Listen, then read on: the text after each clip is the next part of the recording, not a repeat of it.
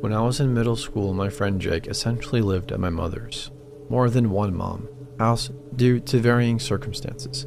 See, very dysfunctional family. We typically crashed on these rickety old couches in my unfinished basement, which, besides the insulation and concrete, was adorned only with movie and music posters. We had 2 window wells down there which allowed sunlight in during the day, as well as a bit of atmospheric moonlight when we went to sleep, typically around 4 in the morning. One weekend, my mom had allowed us to watch the house by ourselves, which was crazy and exciting for the both of us, yet ultimately only resulted in a bunch of empty soda bottles, pixie sticks, and a combined 40 hours of gaming between the 2 of us. However, that Saturday night contained something a little less than fun than a marathon session of Crackdown. We probably crashed at around 2 or 3 in the morning. Now, the couch that I typically slept on faced a section of concrete wall that sat right next to the window. If I lay with my head closest to the wall, I would be able to see the sky and the top of a tree that sat in our backyard. If I lay the other way, I could see the tree trunk, the fence, a bit of grass, and a little sliver of sky. Unfortunately for me, I chose the latter on that night. Like I said, it was the wee hours of the morning when I awoke, from a dream or otherwise, and within those first few hazy seconds of consciousness, I heard a creak from above me. Our floors were very creaky, annoyingly so when they sat above teenagers who wanted nothing more than to sleep in until 4 in the afternoon. It was so bad that you could hear the individual clicks of the nails on the feet of our miniature schnauzers, Simon and Winston, with clarity rivaling a pair of skull candy earbuds. So I woke up and immediately froze when I heard one long creak from the floor above me. I rapidly thought through everything that I did before bed. Locked the doors? Check. Closed the blinds? Yup. Put Simon and Winston away? Yes.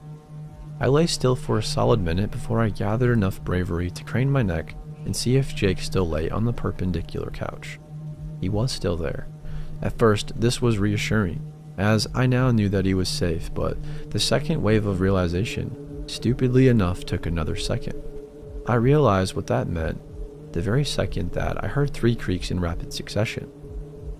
They were moving towards the kitchen, which meant that they were moving closer to the basement door.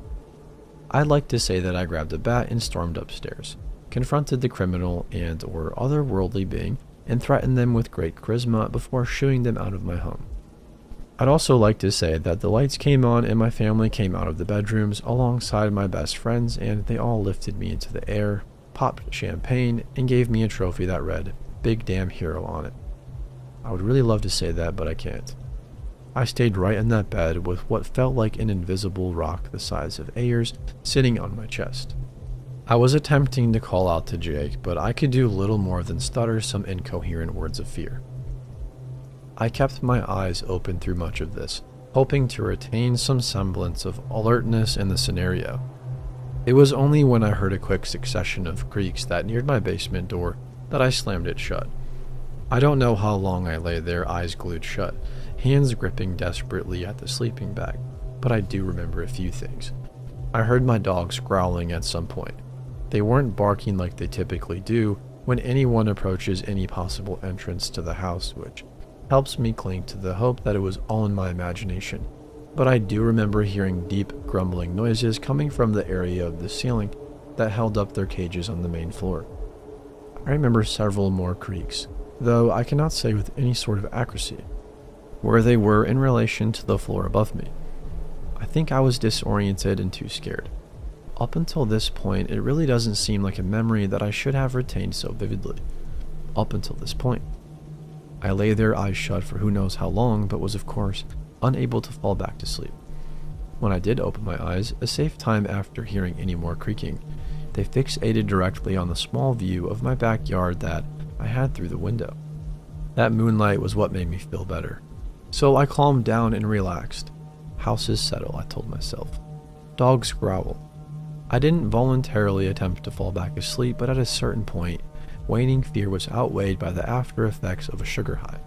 My eyes began to flutter.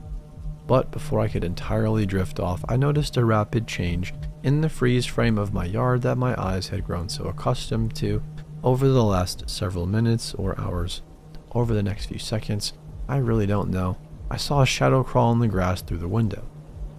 Now I'm a skeptic.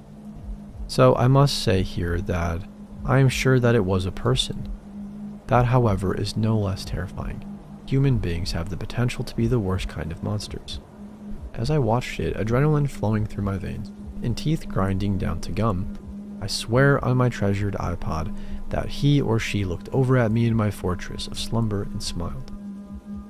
If I were any sort of artist, I could draw it, seeing as that image is seared into my mind. It stopped only briefly before continuing on its way and at some point exiting my frame of sight. I stayed still, alert and awake until the sun rose. When it did, I woke Jacob. He wasn't happy about that and told him we were going to make pancakes. He wouldn't have stayed another night in my home if I had mentioned anything regarding the last several hours. We went upstairs. I quietly inspected the house. To the best of my knowledge, nothing was taken. The doors were locked and the only windows open were on the second floor. They had screens on them, but from personal experience, I can tell you that they can be removed and replaced with ease. We had pancakes and they were terrible. So that's about it.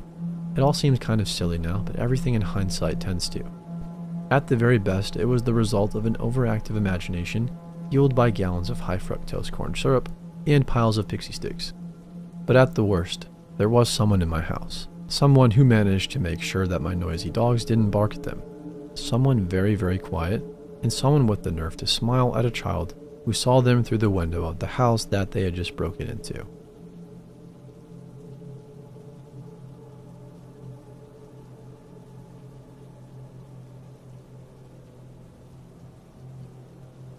When I was young, from the ages of 2 to 10, I lived on a 7-acre ranch. There was a small house in the front of the property where we lived, a huge grass yard and cabinet shop behind it, and an orchard in the very back full of walnut trees. My father was a carpenter that always worked in the shop, and my mom was a school teacher that was almost always busy. Because of their jobs and the fact that they were new to parenting, as I got older, they really didn't pay as much attention as they should to where I would wander off. I would spend my days roaming around the yard, playing in the dirt and running through the walnut trees. I obviously didn't question my lack of supervision, as it was fun to explore this huge plot of land, and I just thought I was being a normal kid. When I was about 7, my father surprised me with a brand new child-sized ATV. It wasn't one of the electric ones that you are probably picturing either. It was a really fast gas-powered quad 4-wheeler.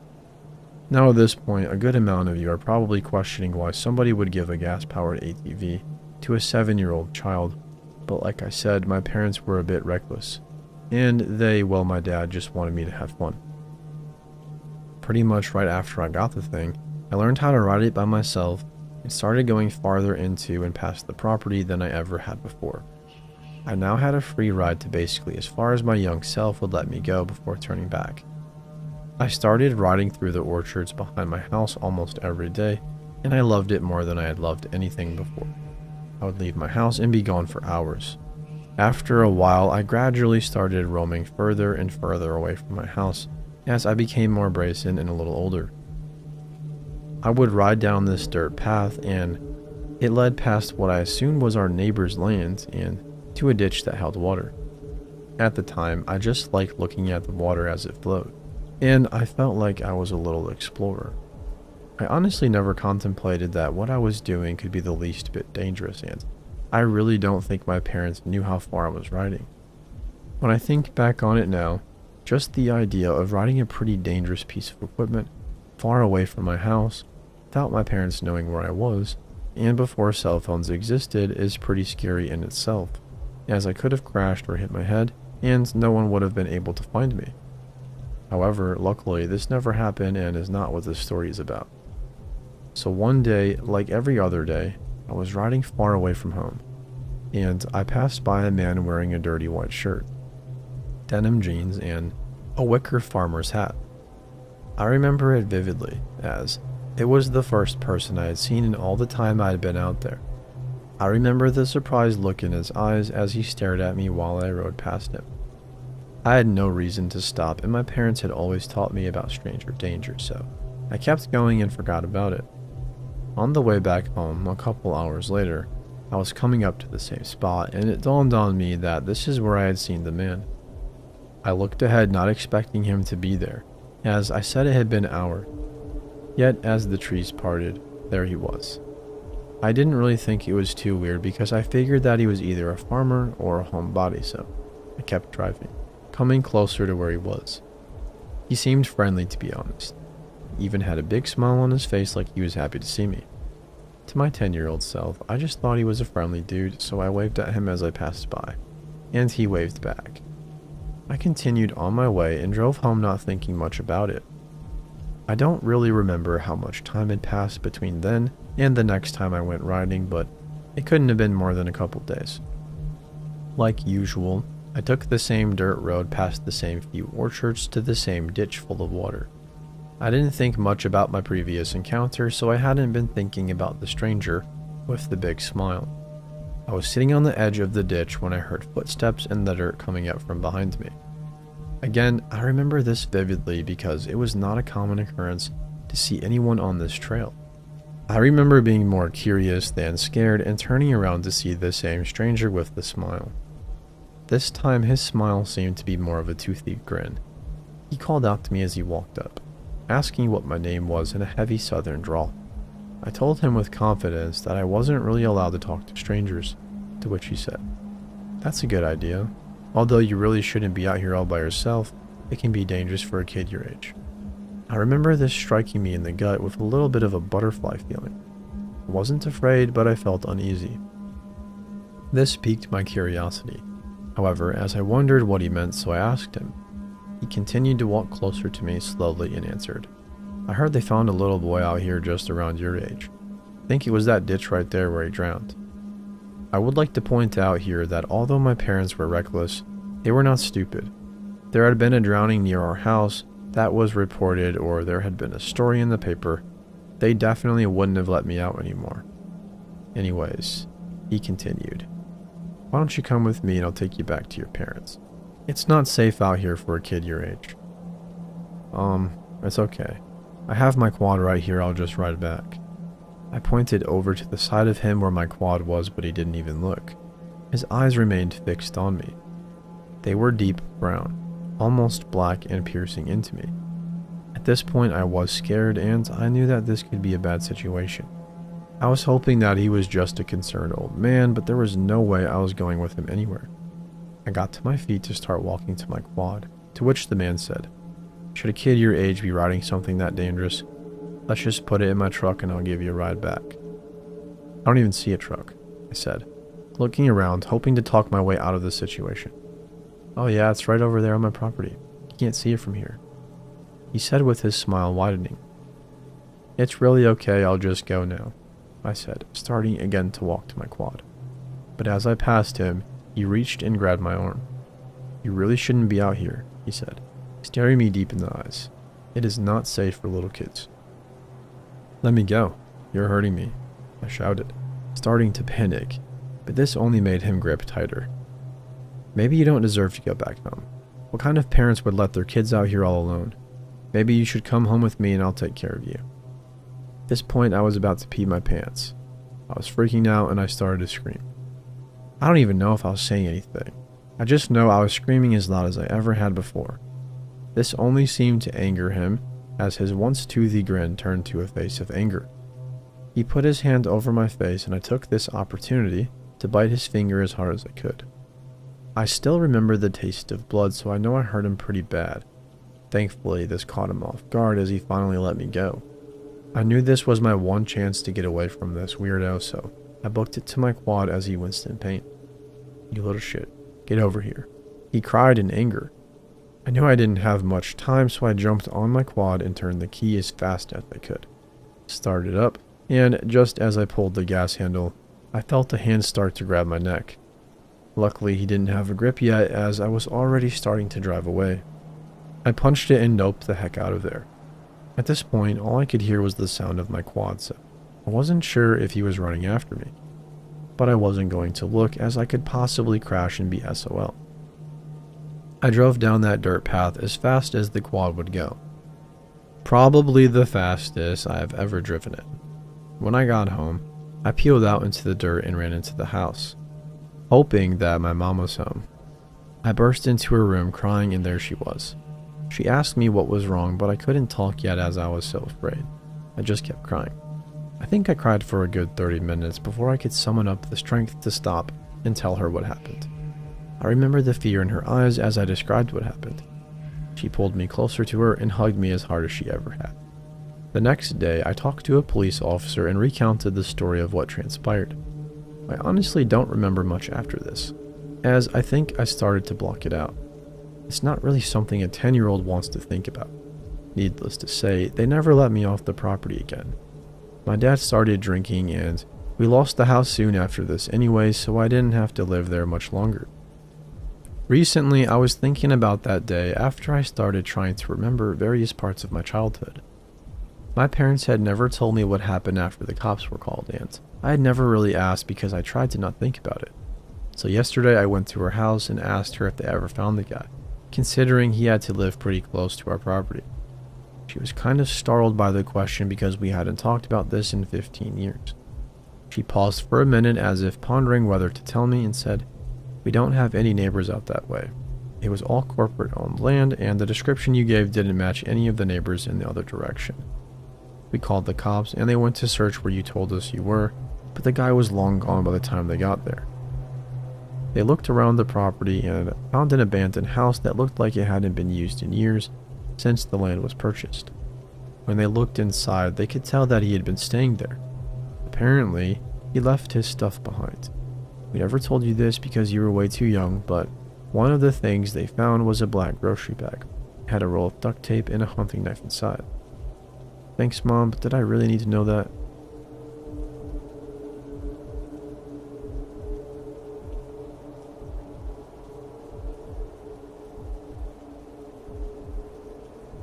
My dad told me this story maybe 5 or more years ago when I was a kid, and he was probably in his early 20s. He can't remember the exact day, but he pretty much remembers everything else about that night. I remembered it today and thought it might make a good let's not meet story because I certainly don't want to ever meet this man that my dad met that night. I do wonder if maybe the guy needed help or if he was going to rob and kill my dad. Either way, his story is extremely terrifying, and as someone who also works late nights, I hope to never have an incident like this. I asked my dad to text me his story, and this is what he sent me. It had been a very long day at my construction workplace. I had been working a graveyard shift, so I was already tired and ready to go home and sleep. I was driving on Wine Country Road in eastern Washington. It wasn't a very dark night because the sky was clear and the stars were out bright. So much of the area I was driving in was pretty lit up. I was driving out in the country and I noticed what looked like a random garbage bag filled with trash in my lane. For a moment, I almost thought about just running it over, feeling too tired to care, but something told me deep inside my gut, no, go around. When I did go around it, I slowed down so I could get a better view of the garbage bag. In what I thought was just a garbage bag, I could make out 2 old-style black Converse shoes attached to a person lying in the middle of my lane. Naturally, like any rational person, I immediately yelled, "What the heck?" and turned my truck around. When I got out, I noticed that someone must have just wrapped this guy up in a garbage bag, and I honestly thought this guy was dead. I went over to him and could see that he was all beat up, almost as if someone had him on the back of their car and then dumped him into the road as they were driving away. I checked to see if he was still alive or not, and even called out to him, but he didn't move or make a sound. I could see that he had a wallet on him, so I grabbed it to check for his ID, and as I was looking at his ID, the guy woke up, scaring the absolute shit out of me, and started yelling at me in broken English. He kept on repeating, "Take me into town." And I was starting to get a weird feeling about the guy and did not whatsoever feel like it was a smart idea to bring this guy into my truck. I refused by just saying, "Hey man, let me call 911, but he just kept repeating the same thing, so I finally flat out said no, that I was going to call the police. The dude went from extremely hysterical to enraged when I refused to drive him and he pulled out a knife on me. Damn, did I run fast that night. I bolted to my truck as he ran after me. I shifted the truck into gear and floored it. The guy was in front of my truck, but he must have thought I was going to run him over and took off into the orchards. I drove off until I felt safe enough to call the police and drove back, telling them I'd wait for them around that area. I waited for over an hour and nobody came, so I decided, screw this, I'm leaving. I never saw that guy again, nor do I ever want to. This was definitely one of the scariest nights of my life. Not only because of what happened with the guy pulling a knife on me, but also because of the fact that I almost decided to run over what I thought was a garbage bag and might have never known.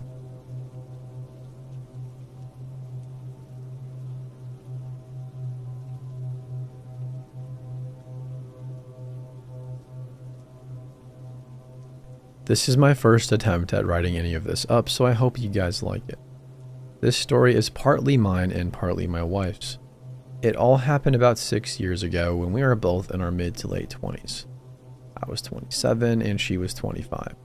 She and a few friends had been to see a play a few hours drive away.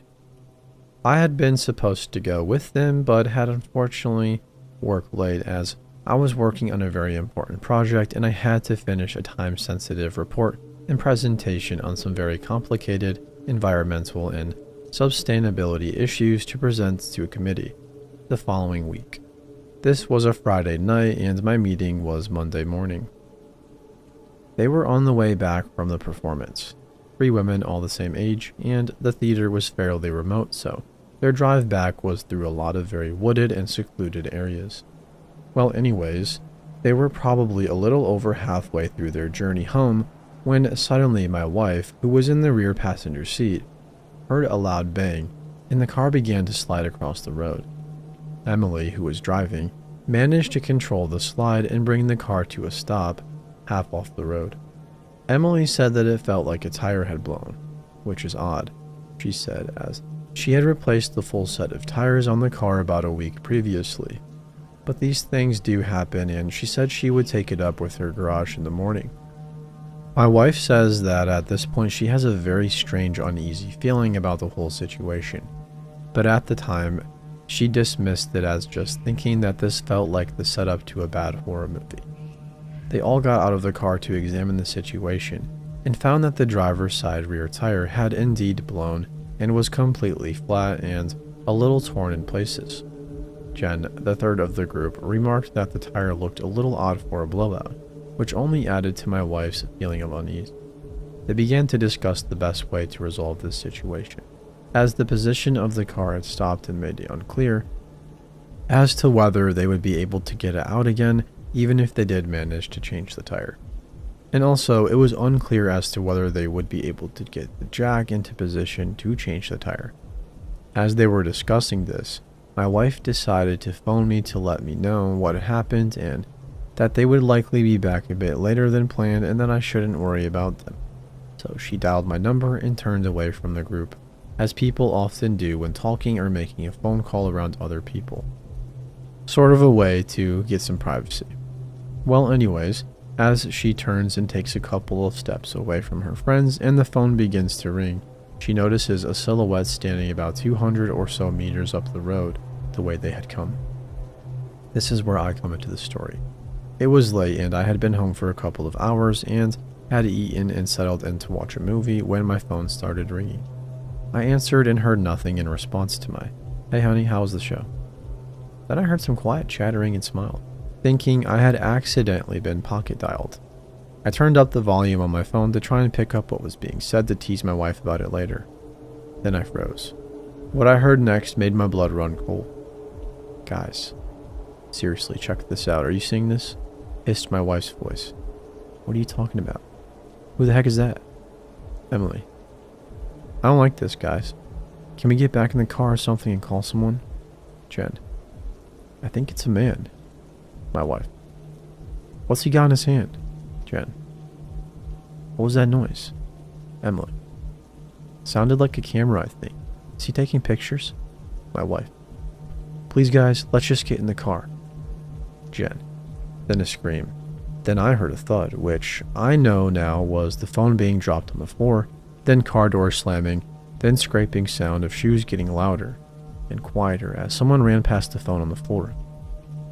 I realized at this point that I had been shouting into the phone and stopped. I was shaking. I remember grabbing my keys and jumping into my car before even realizing I had no idea where they were. I put the phone that was still in my hand back to my ear and could hear nothing now. I thought back, remembering a conversation I had with my wife when I was supposed to be going on the trip with them. We had discussed the best driving route and had disagreed over which road to take, and I figured my wife would take her preference over mine. What the disagreement boiled down to was whether it would be better to take a longer route on a faster road or a shorter route on a slower road. I started my car and began to drive. This is when I realized that I probably should have called the police. I had adrenaline flowing and tend to be very much a jump straight into action type of person, so in hindsight, what should have been the first thing I thought to do didn't occur to me until now.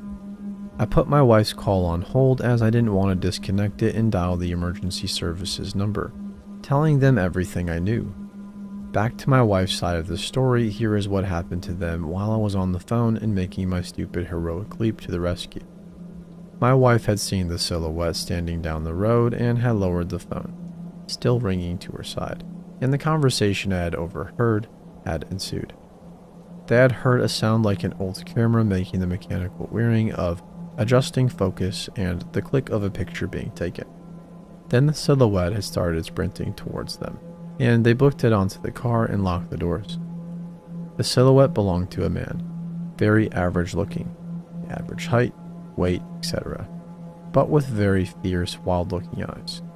The man had run clear of the 200 or so meters in what my wife says must have been Olympic time, and instead of stopping when he reached the car, he had instead vaulted onto the back of the car and run straight over it and down the other side. The stranger carried on a few steps forward, then turned to face the front of their car and smiled in what my wife described as the most blood-freezing way before raising a camera to their face, taking a picture, then running off into the woods to the side. My wife and her friend sat silent in the car for what they say felt like hours, not speaking, barely even breathing. Finally, Emily spoke up, asking things like what the heck just happened and wondering what they should do next. Obviously, the thing to do was call the police, which is where they had a problem, as both Emily and Jen had no reception on their phones, and my wife's phone was still on the floor outside. She told them she had a signal because she had called me before spotting the silhouette, but that her phone was on the floor outside. The group fell silent and looked at each other, weighing up the danger of going for the phone against the danger of being stuck in the car without it for an indeterminate length of time. Quite understandably, no one volunteered to go get the phone. Finally, after a fair bit of squabbling, my wife said that she would get the phone but that the other two owed her big. She pulled the door handle gently and heard the click of the locking mechanism disconnecting, then the second click of the door opening. Gingerly, my wife began pushing the door open an inch at a time. She tells me that as she was doing this, her heart was pounding and felt sick. Suddenly, the man with the camera bursted out of the trees, sprinting towards the car. My wife shut the door and hit the locking mechanism as the man ran bodily into the side of the car, rocking in on its suspension. He laughed and pointed in at the girls inside in a gotcha sort of way and began licking the window. He then began circling the car, taking pictures of the girls. He would step back, assess the scene, then take a picture, almost like a professional photographer. Every now and again, he would jump onto the car or begin licking the windows again before returning to his photography. This is the scene I arrived at. I had been driving for just under an hour, faster than I should have but slower than I wanted to because I didn't want to be going so fast that I missed something. My headlights lit up the car and the man dancing around it, and I came to a stop a few meters away from them. I'm a decent-sized guy, 6'2" and 195 pounds, and in my late teens and early 20s, I fought semi-professional MMA, and though I no longer compete since getting an office job, I do keep up quite a strong training regimen, so I am pretty fit and present quite an imposing figure. Pair the confidence this gives me with my jump-to-action nature, and I leapt out of the car to confront this guy, yelling at him, asking him exactly what the heck he thought he was doing. Well, this guy just turned, smiled at me, then took my picture before turning back to the car and beginning to take pictures of the girls again.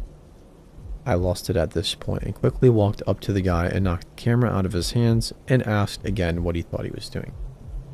Up close, the guy was about 2 inches shorter than me and at least 20 pounds lighter, but he seemed unfazed by this and lost no confidence with me being so close to him.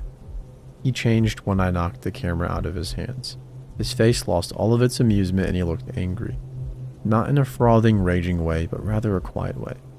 I herded him slowly away from the girl's car, maneuvering myself between him and them, and gesturing behind me for them to get out of their car and make their way to mine. As soon as they opened the car doors to get out, the guy tried to leap past me at them, and I had to catch him to physically restrain him from getting to them. And as I held them back, I was surprised at how strong he felt for a smaller man. Then he did something I didn't quite expect. He took a swing at me. By instinct from my years of MMA, I ducked his punch and drove my elbow into him on an upward arc just under his ribcage, pivoting off of my back foot like I'd been taught and landing a very solid blow that I felt sure must have caused some damage. Just to be sure I didn't end up in a drawn-out fight with a crazy man in the middle of nowhere who could have been armed for all I knew, I followed up with a classic Muay Thai knee to exactly the same spot my elbow had hit. A strike that I was certain would floor the guy, if not KO him, but it didn't. He didn't even go down. He just staggered back a little bit, straightened up and smiled at me. This was when I began to feel frightened. I had hit this guy with 2 blows which would have seriously injured a man his size, but he seemed to not feel them at all. "Kat," I said to my wife, "please get in my car and turn it around." The girls all ran to my car which I had left running, and I heard the engine rev as my wife turned the car around, but I didn't take my eyes off the guy in front of me. He was swaying slightly on his feet in a very predatory way, eyeing me with a grin on his face. I began to back towards my car as I heard it come to a stop again, and he followed me, step for step. This is where I made a mistake. I looked behind me to see how far away my car was.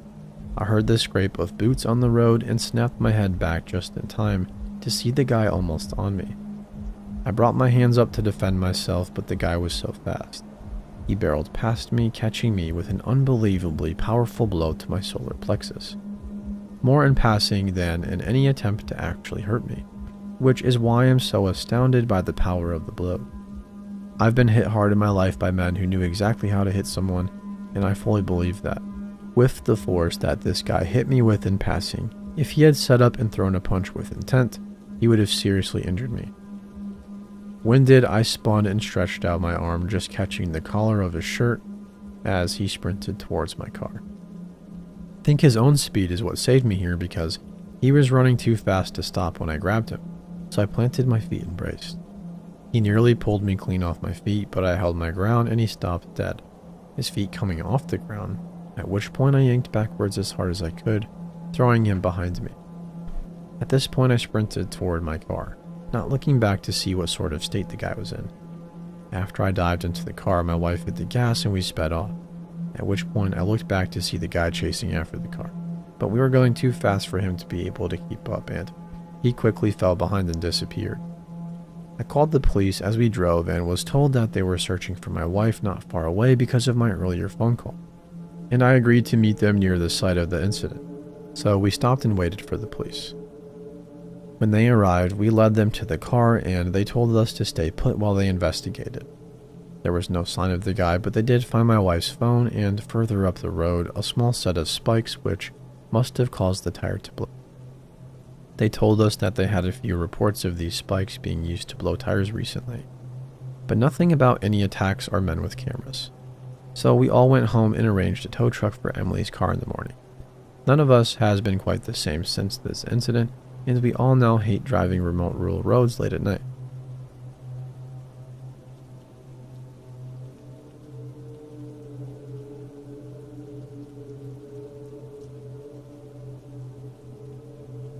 I just want to apologize in advance for any typos you may stumble across, since I am writing this from my phone and spell check seems to have a wicked mind of its own. There is a second part to this story, and since this one has become very long, I will post it separately if requested. I have no proof of this incident, which you will learn why throughout the story, other than some photos of the house if you would like me to post those. I would like to give a little bit of background on my story before I begin. I was around 14 years old and female. I am 25 now, and I lived in the middle of nowhere, Pennsylvania, surrounded by cornfields and woods. The house I lived in was an old trailer, so it was long but not wide. This will be important. My family owned the land behind our house, and there was around 70 acres, so the only neighbor we had was across the street, and they mainly kept to themselves. With that being said, we never locked our front door. We had a back door, but the hinges were rusted shut, so we had always just kept it locked because nobody was coming in or out of it. My mom was going through a midlife crisis, as I like to say, because she was drinking all the time and had a multitude of different guy friends whom she would bring around me and my brother, who was around 10 years old. At one point during this crisis, she brought home a man named Dan. He was an okay guy, but something always struck me as odd about him, but I could not place the feeling. I was young at the time and knew little about what he was doing. Drugs, crime, etc. I, however, did not know everything, and I am glad I didn't at the time. After about a week of nonstop partying, they became an item. Not long after that, he moved in, which meant his 15-year-old son came too. The son, Sam, was nothing like his father. Sam was a very polite and respectful person, and I remember on multiple occasions asking him how he turned out so great. His response was always the same: I don't want to be like my dad. After about 6 months, I had forgotten the odd feeling or pushed it aside, and we had turned into a dysfunctional family. We had our ups and downs, but knowing that I had someone there who was around my age made things seem a little bit less horrible. Many nights while my mom and Dan were out doing who knows what with who knows who, the three of us were left home alone, which as kids we thought was the best thing in the world. Sam and I would send my brother to bed around 9 p.m., and we would stay up listening to music and playing guitar until we saw headlights, and then we would run to our rooms and pretend like we had been asleep all night. One night, around midnight, we were sitting in the living room and Sam decided to put on his headphones, which were connected to a speaker system, so he could play his guitar without waking my brother. I do not know anything about speaker systems, so I apologize if that's not right. I only know what he told me and what I heard. He was playing and recording a song when all of a sudden, he stopped and looked over at me a little bit confused. I smiled and asked him why he had stopped, and he put his finger to his mouth to silently shush me. I started to get a little bit worried and took a quick look around the house and saw nothing. He took his headphones off slowly, putting them down, and he walked to the front door.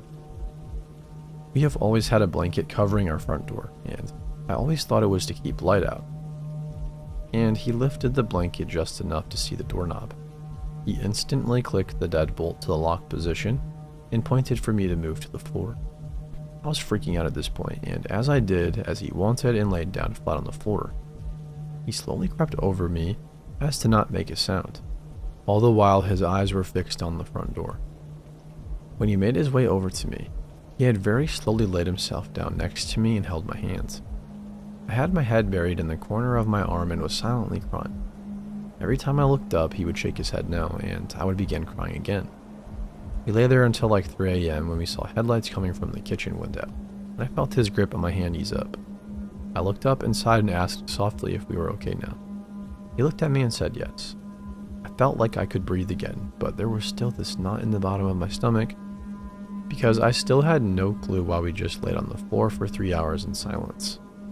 Sam got up to unbolt the front door, but he stopped when he got to the speakers, and I watched as he turned off the record button. He walked me to my room and told me he would explain in the morning, because he did not want to get caught out of bed. I lay in my room and listened to my mother and Dan laughing in the kitchen and slurring their words.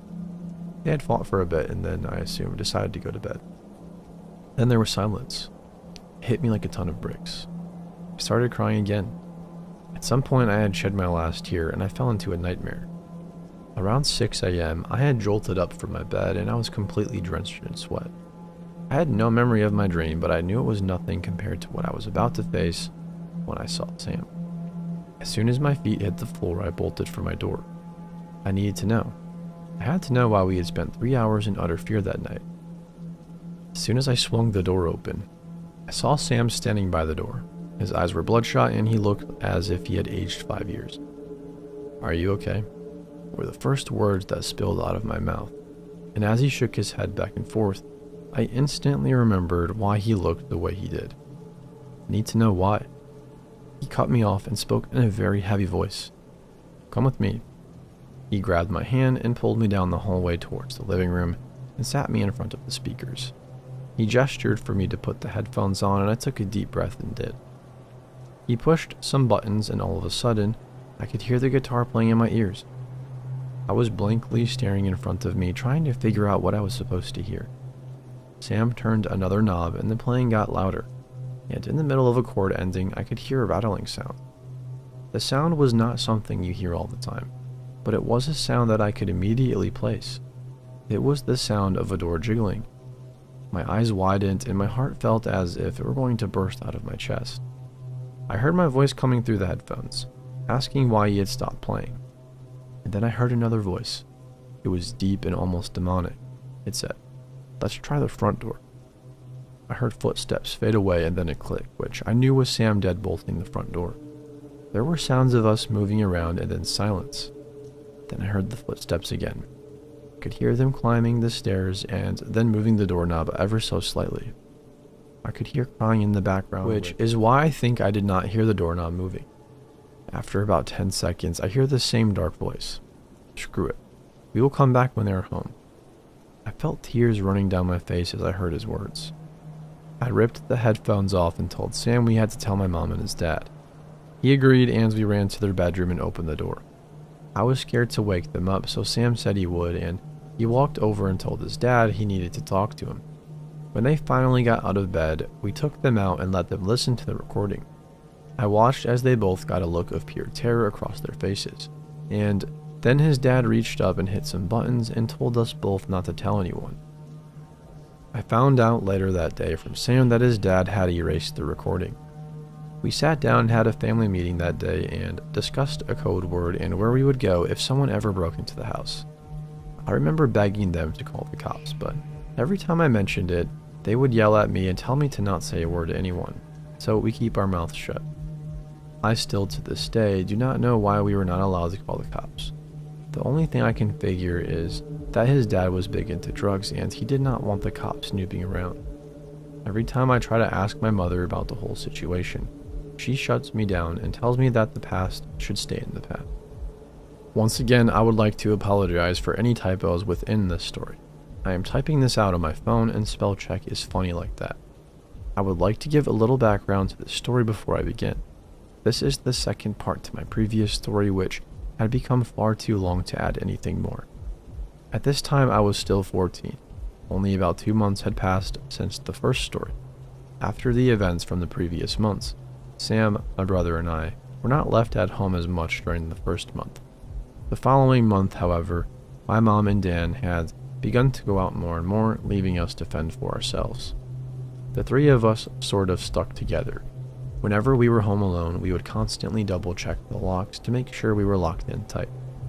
When it was time for my brother to go to bed, Sam and I would sit in the hallway outside of his bedroom door with our pocket knives clenched in our fists, just listening.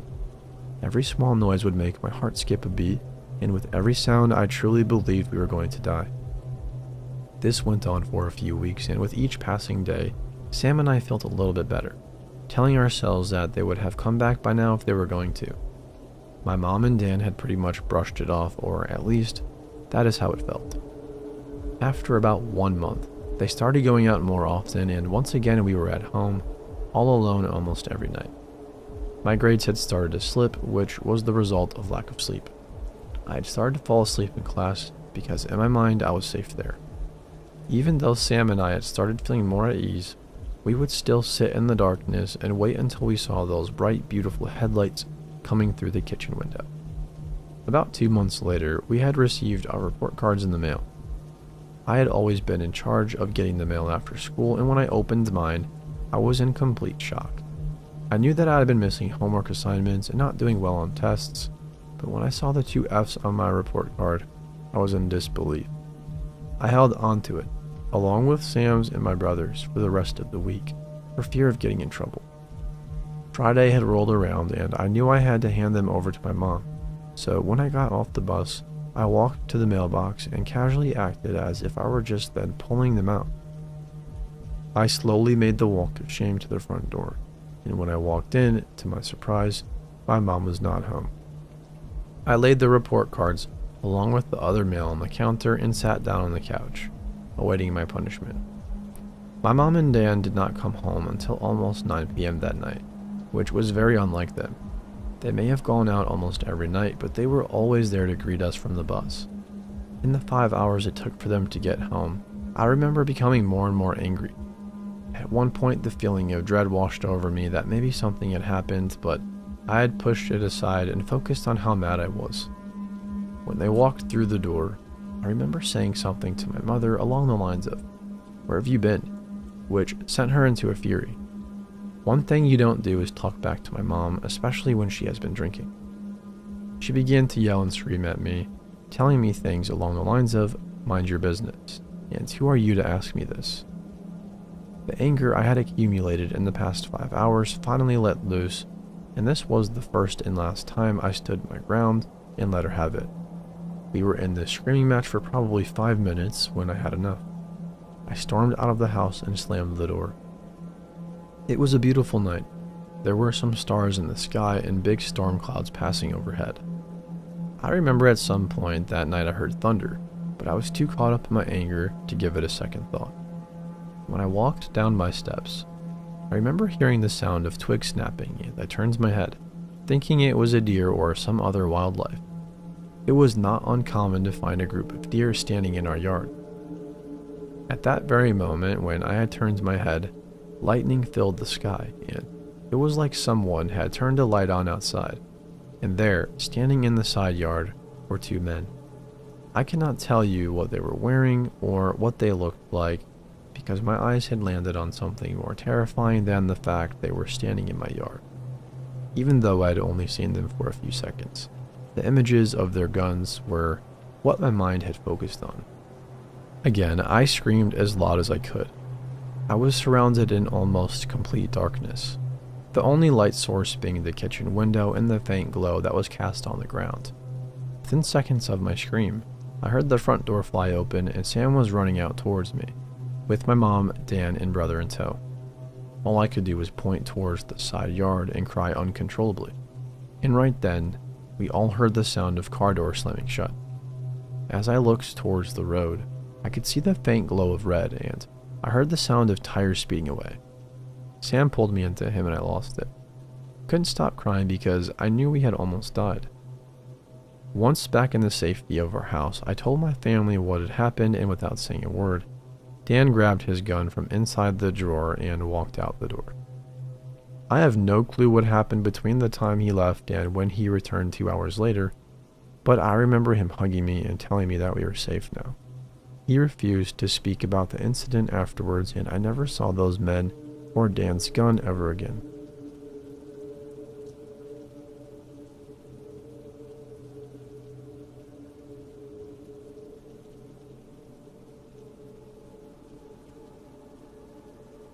What's up, guys? I just remembered this encounter I had when I was about 9 and thought I could share it here.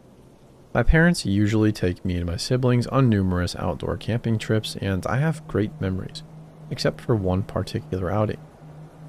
It was at the Poconos in Pennsylvania, where there were a lot of sites we went to.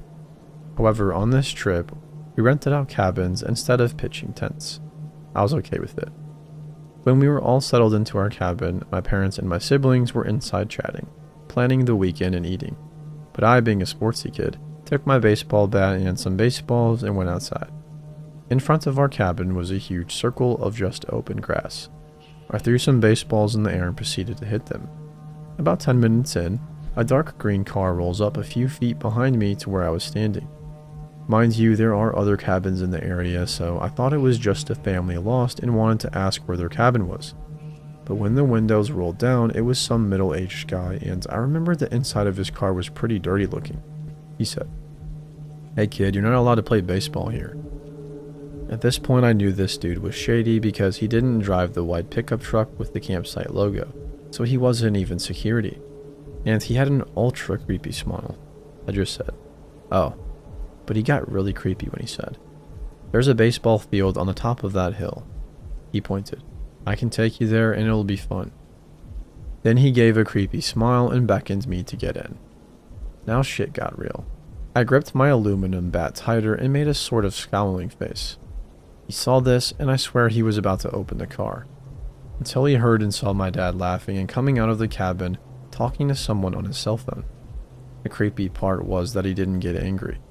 The dude looks at me, gives me a smile and a face that says, "I'll get you next time," and drives away. I sprinted to my cabin and from then on clung to my parents, and kept my baby brother and adolescent sister close to me at all times for the whole entire weekend. Never told them about the guy. Oh, and I checked the campsite map on our drive home. There was no baseball field on the top of that hill that this creep was talking about.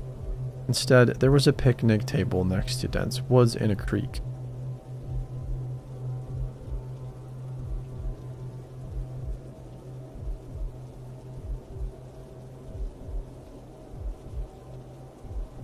My house is on the main road in a nice neighborhood, but is secluded by trees and not as visible as the rest of the houses on the street.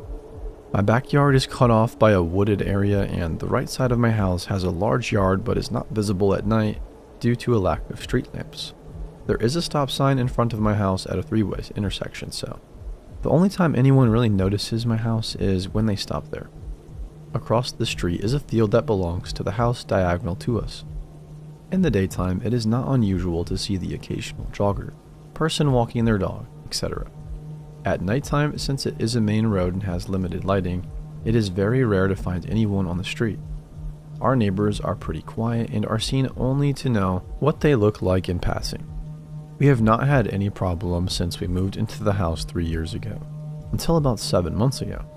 My dog, an Australian Shepherd, usually stays outside until right before my husband and I go to bed. She had been barking more than usual, but we just put it off, thinking there was another dog or maybe even a deer in the yard. We hadn't noticed anything strange in our neighborhood. On a rainy night around 9, a friend of mine was coming to visit, as she usually did a couple of times a week. She called to say she was pulling in, so I started to walk towards the door to let her in. As I was walking into the living room, she had begun to frantically bang on the door. I opened the door and she nearly knocked me over, quickly closing and locking it. I asked what was wrong, and she said that when she was at the stop sign, she glanced over to the field where our neighbors were growing corn at the time, and saw a man standing there. As she was getting out of her car, he began to come towards her, but she made it to the door before he could cross the street. My husband went out to search for him around the house, but never saw him. Since then, I saw the man every few days for the next 3 or 4 months, standing in the cornfield, staring towards my house. It was always right as it was getting dark out. I had called the police, but by the time they showed up, there was no trace of him. After the corn was cut down, I did not see him again. I'm not sure if what happens next is the same man, but I am scared either way. Fast forward to about a month ago. My husband works an hour and a half away at the prison. While I was at work, he called me to tell me to not be gone after dark and to make sure all the windows and doors were locked at all times. A former inmate from a few months back had come to the door asking to do odd jobs around the house, like clean the gutters and mow the lawn, and recognized my husband. He, of course, told the inmate no thank you and asked him to not return. I know that after people get out of jail and prison, they sometimes look for odd jobs, but the strange thing about this is my husband asked a few neighbors if he had come to their homes, and each one of them said that he did not. About a week later, I was once again at work and my husband had left for work. My mom, who was watching my baby at my house, called and said that a man came to the door exactly 15 minutes after my husband had left and said that we were expecting him to come and paint something in the house. He had no supplies and he kept trying to look around her and to the house. She felt very uneasy and told him that he would have to come back another time since we did not tell her we were expecting anyone. When she described him, my heart sank. It was the inmate. Since then, we have not seen anyone out of the ordinary, but that does not stop my dogs from barking and us hearing strange noises outside. Our sensor light on the side of the house will come on. which could be attributed to animals, but it seems to happen more frequently than it used to. The past week, I've had someone stay at the house until my husband got home from work and nothing happened. The light did not even come on. However, last night while I was home alone, I opened my back door to go onto my deck for a smoke. I guess the noise from the door opening startled what or whoever was out there, and I heard them run under my deck. I noticed that the sensor light was on. I did not smoke that cigarette or any others for the rest of the night. Though we have not seen a person, I am still scared to death of what could happen. I will update if anything else happens.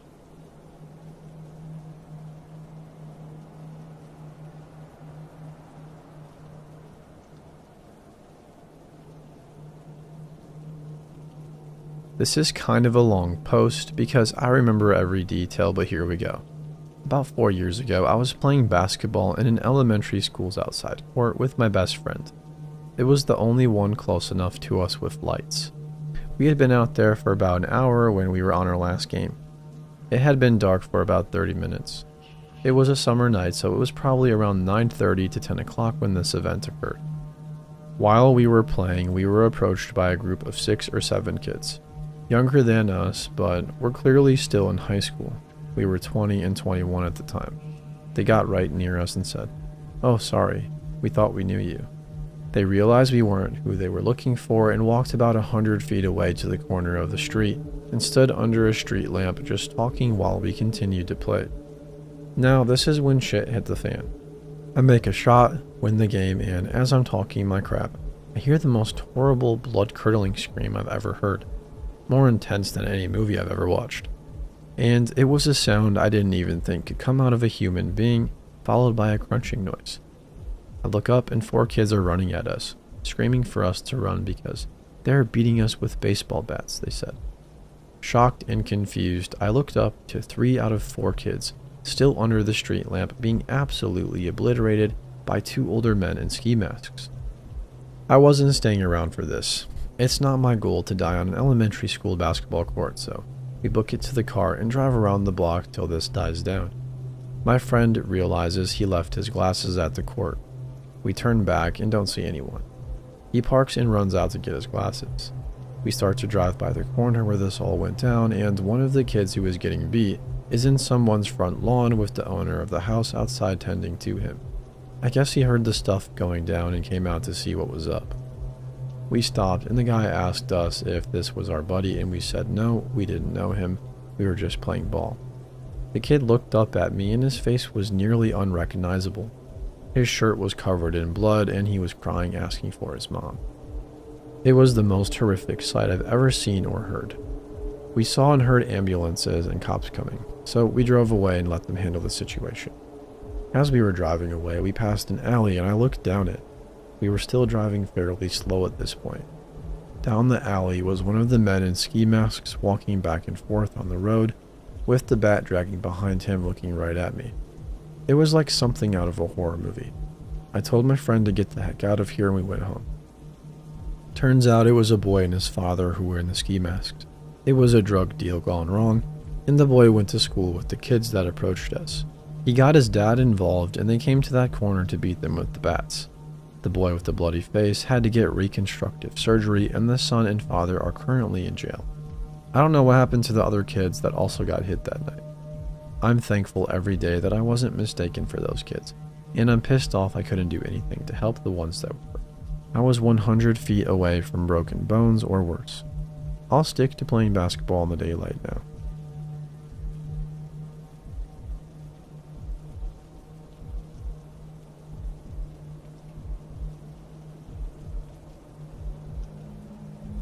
I'm writing this the next day and I'm honestly still shaken up about it. It was about 2 a.m. and I was leaving a buddy's house after a get-together to catch up. I've done this walk at least a few hundred times at all hours of the day and late at night, so I was fairly confident of my safety.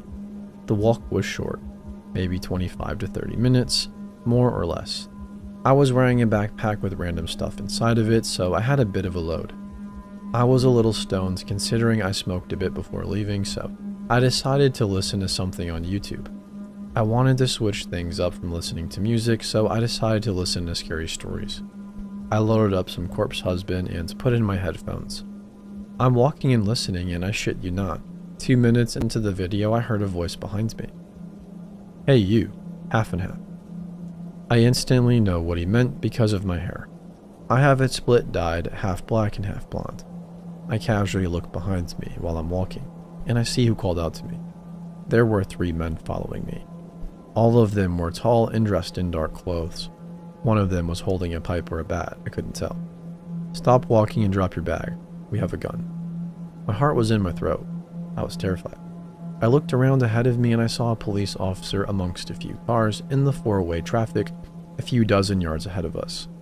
I silently hoped for it to turn down my road, but it continued forward.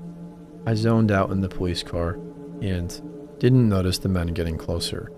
I heard one of them getting very close and I took off as fast as I could. I ran across the 4-way near the high school and hopped a few fences and ran through backyards. Anything to get as far away as possible. I got a few blocks away and got to the road only to be greeted by a police officer. "Get on the ground now." He had a taser drawn and a flashlight in my eyes. I immediately complied and got to the ground. He asked me why I was running and hopping fences at 2 a.m. and I told him I was trying to get away from people trying to attack me. He paused for a second and said, "Stand up." I stood up and he looked at me and said, "Were you just walking up here? Insert street name." "Yes, I was." "Were you the officer I saw with the cars?" I replied. He nodded and told me he saw the men behind me. I told him my routing so he understood why I was trespassing so many yards.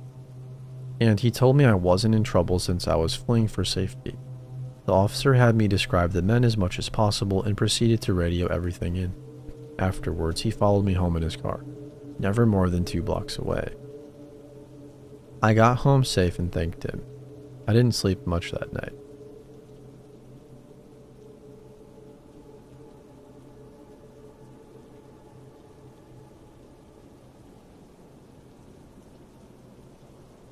I recently saw an old friend of mine and we reminisced about our encounter with the duffel bag man. I also just found this sub and thought this could be a good time to write it down. My friends and I used to hang out late into the night and early mornings during summers when we were teenagers. We lived in this pretty quiet suburb and you rarely saw anyone out past midnight, especially on foot. The rare occasions were usually drunks or night owls taking their dogs out. We had this spot where we always met up once we decided to hang out. It was a well-lit street that passed through the neighborhood with a small wooded area on the other side. One night at about 2 a.m. as we were at the spot, we saw a man carrying a duffel bag coming our way from the other end of the street, maybe 100 meters away. We jokingly noted that he had no dog and wasn't clearly shit-faced, and without saying a word, decided that something was off with this guy and moved to a gravel road behind the small wooded area. You could see the street perfectly from there, but couldn't see anything from the street to the woods or beyond because of the streetlights. As we were standing in silence, waiting for the guy to pass us, we saw him nearing our hangout spot. As he gets there, he starts walking across the street opposite of us, drops his bag, and without a warning, quickly turns around and starts running towards us. I ran faster than I've ever had or will with my friend close behind me. I lived nearby, so naturally I headed that way while I heard my friend shouting in terror. He's after us. As we approached my home, I figured that we can't just barge in there, out of our breath, and wake up my parents, telling them that some guy just chased us without a reason. So we went to this little garage/tool shed in my parents' yard and locked the door. We grabbed some old lawn chairs and sat down, hyperventilating from exhaustion and fear while knowing we should stay quiet because the man probably saw us go this way. And soon enough we hear someone walking towards the shed. The footsteps stop next to the shed and then we hear nothing for minutes. Finally, about a half an hour later, we gather our courage, armed with assorted gardening equipment, to open the door.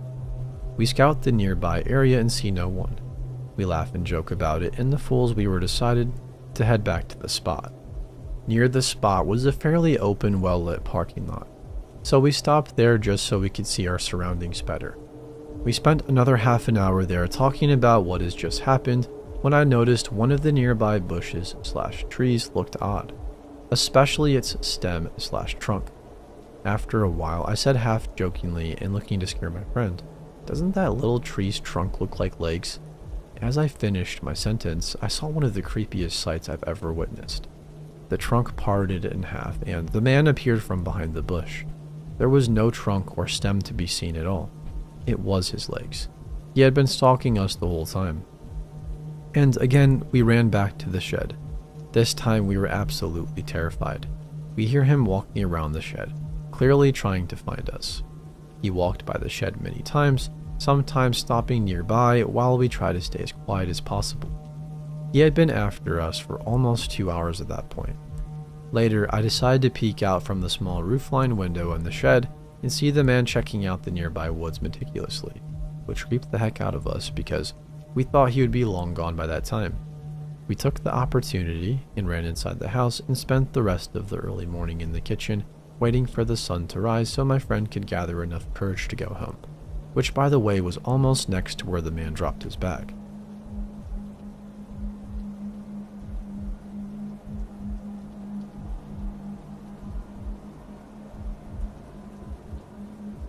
While my best friend at the time and I were seniors in high school in 2016, we went on a weekend trip to visit my grandma a couple hours away from my town in Georgia, USA. The town we lived in was comparatively small for the state, but one of the biggest towns within a few hours.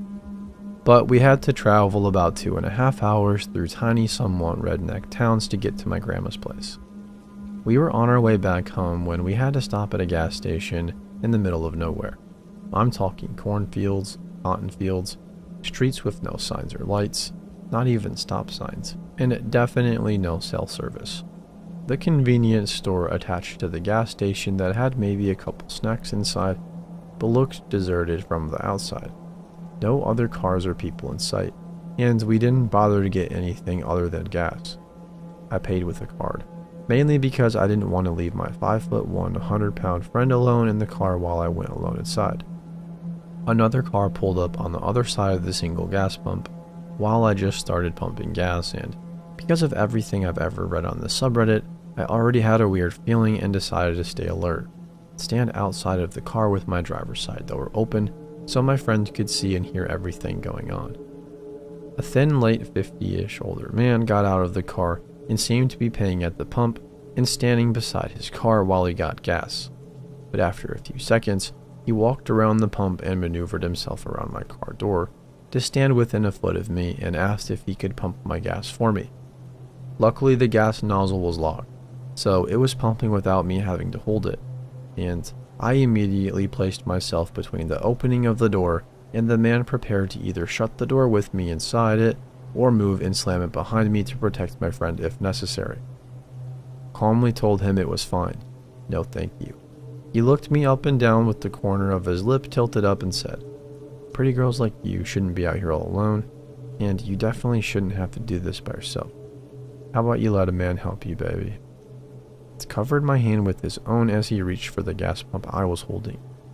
I jerked my hand out from underneath his and slammed my car door shut, thinking the last thing I would want is him jumping in my car and driving away with my friend in the passenger seat.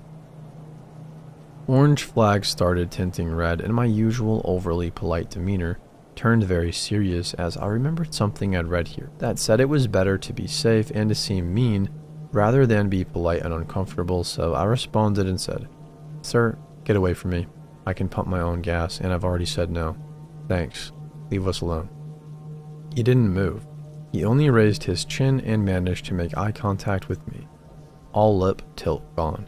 I stared him down and figured I'd gotten enough gas to last us enough time to get the heck out of wherever we were, so I maintained eye contact, pulled the nozzle out and basically threw it back onto the pump before getting in my car and driving away before he had even moved. As we drove away, I glanced in the rear view and saw that his car wasn't even being filled up with gas, telling me he was driving by and decided to help a damsel in distress out.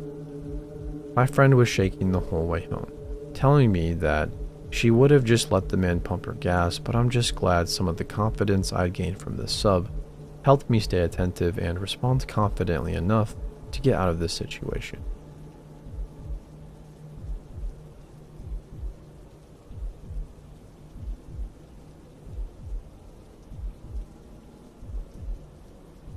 I grew up in a small Southern California town known for its orange groves from days gone by. All those groves had been replaced by housing developments and shopping centers now, but there were still quite a few around when I was growing up in the 90s. My friend Johnny and I used to get into all kinds of trouble back then. We were just general troublemakers, but there was one time I truly believed we almost became victims of a child predator. If anyone reading this also grew up in the 90s, you know that it was a different time. We would be out all times of the day and our parents would have no idea where we were. There were lots of kidnappings back then. I can remember multiple times that I was offered candy or asked by some creep to help him find his cat. I always said that I would go check with my mom, and by the time she would get outside ready to whoop some ass, he would be gone. So anyways, Johnny and I were up to no good one day after school. We were walking around this orange grove that bordered his street. We started pulling these little metal dam things off the irrigation channels and tossing them crazily. All of a sudden, we heard a sharp whistle and both looked up to see this man about 25 feet away from us, wagging his finger and going, But his reaction was not all proportional to the property damage we were causing.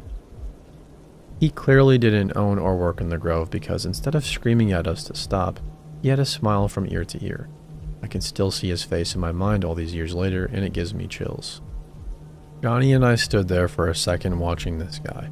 Then we looked at each other, and Johnny looked back toward the guy and shouted, "Run." I look over, and the guy is in an all-out sprint toward us. Despite the physical exertion he was putting into his sprint, the grin was still there. Johnny and I ran harder and faster than we ever had before.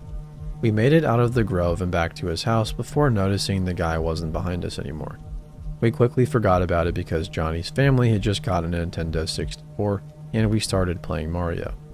I can't remember if it was the next day or week, but sometime after this happened, we were with his mom getting donuts and we saw a wanted poster with a sketch of a man that looked awfully similar to the guy who chased us. He was wanted for trying to kidnap a boy outside of school. Johnny and I looked at each other and seemingly telepathically agreed to never say a word. I don't know why we never spoke up. Maybe because we were at that age, where we'd be relentlessly bullied by homophobes because of the mere possibility that we could have been assaulted. But we never did speak of it again. As I'm typing this, I'm considering reaching out to him to see if he remembers and if it aligns with my memory of the incident. There were so many different things that happened in my childhood in the 90s that could have easily ended with me dead. But somehow I'm still here and I have my own family now. I trust no one because of incidents like that. I always have my head on a swivel.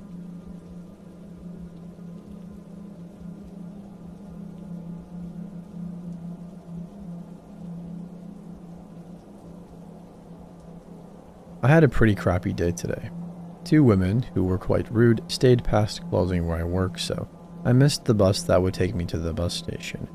My home is a few miles walk from my place, which I can normally do pretty easily, but not when it's 90 degrees out. So I tried to walk to the bus station and ended up getting there just as my bus home was leaving. I ran after it, only to fall on the pavement. I managed to skin both of my knees and scrape up my arm during the fall. It hurt. The next bus wouldn't come for another half hour, and I was upset and tired. I know it's childish, but I cried. I called a friend who lives nearby and has a car, but she didn't answer, and I did not want to make that walk while bleeding and crying. So I sat on one of the benches and cried more. People ignored me, which I expected, except for one old man sitting a bit away. He was maybe mid-50s and was staring at me with this huge smile. I tried to ignore him since I've had my fair share of creeps at bus stations. There was a period where there were no buses in the station, meaning nobody was at the station. It was just him and I was still crying at that point. He decided to take out his phone and, without hiding it, started taking photos of me crying with my knees both bloody messes.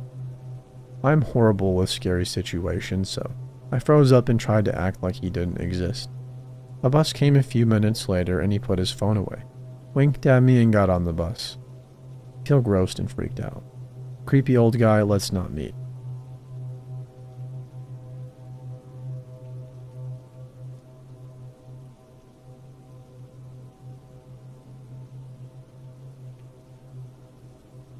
When I was 14, I was an abducted child. This story is not about the horrors that came from that night. This story is about how that absolute horror show almost became, shockingly even worse.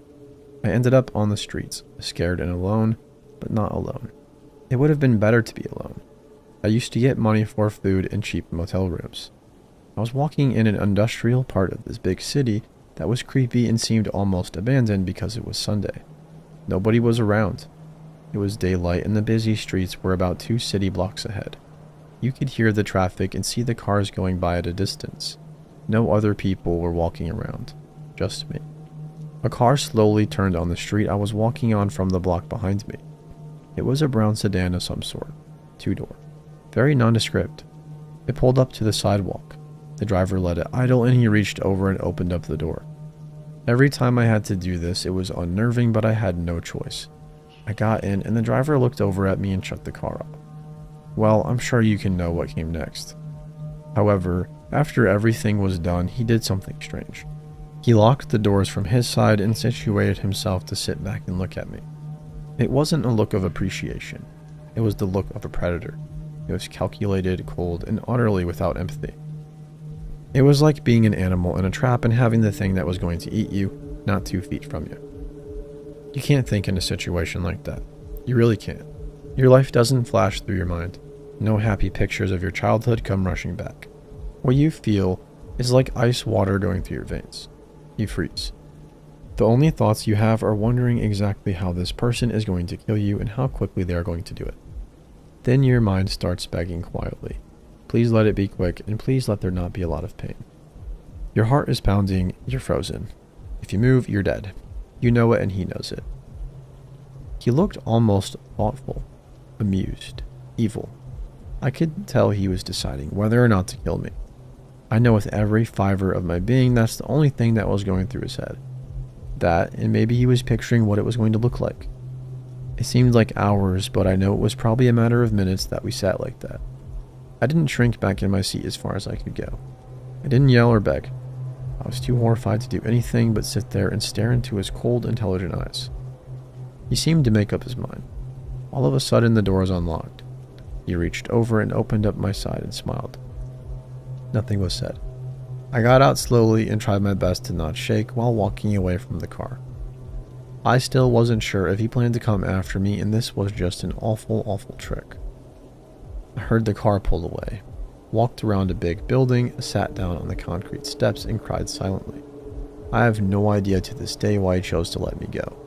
I know in my heart and soul that he had killed other people. I know in my heart and soul that he went looking for another person. Maybe that same day, I knew he was hunting. I will forever be thankful that I wasn't what he was looking for. I look up serial killers that haven't been caught to see if I can find them. I know what he looks like. Lighter brown hair, collar length, straight, and parted to the right side. He was in his late 20s or very early 30s back in 1985. Caucasian, brown eyes with flecks of gray.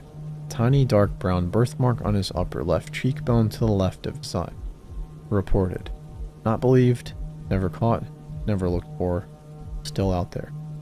Yes, I do believe I have dodged a serial killer. Monsters are real. The boogeyman is real.